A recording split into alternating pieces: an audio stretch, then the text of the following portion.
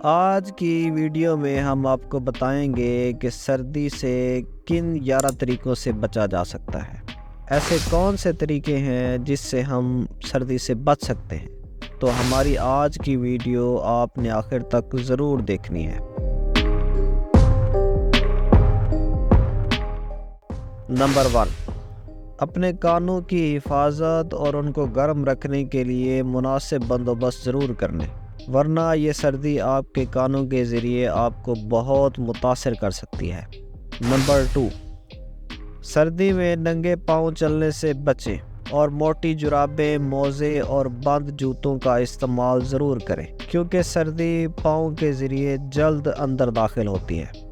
Number 3، سردی سے بچنے کے لیے ہفتے میں کم از کم 2 بار یا 3 بار ابلا ہوا انڈا استعمال ضرور کریں۔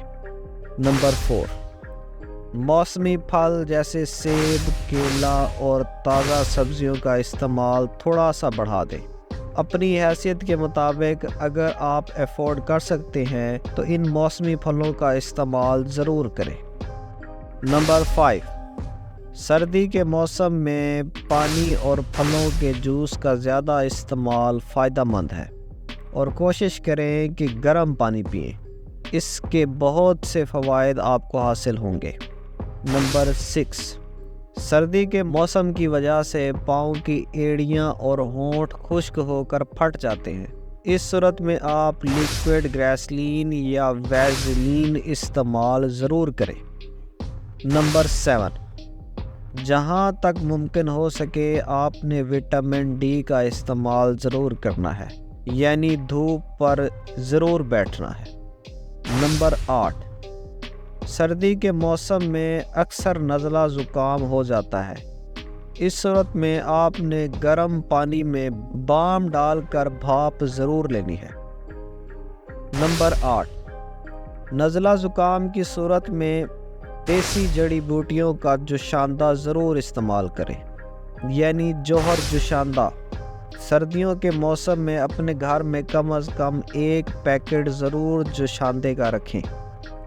نمبر 10، خالی زمین پر کبھی نہ سوئیں، جب بھی سوئیں نیچے موٹا کپڑا ضرور بچھائیں، اس سے آپ کو سردی بہت کم لگے گی۔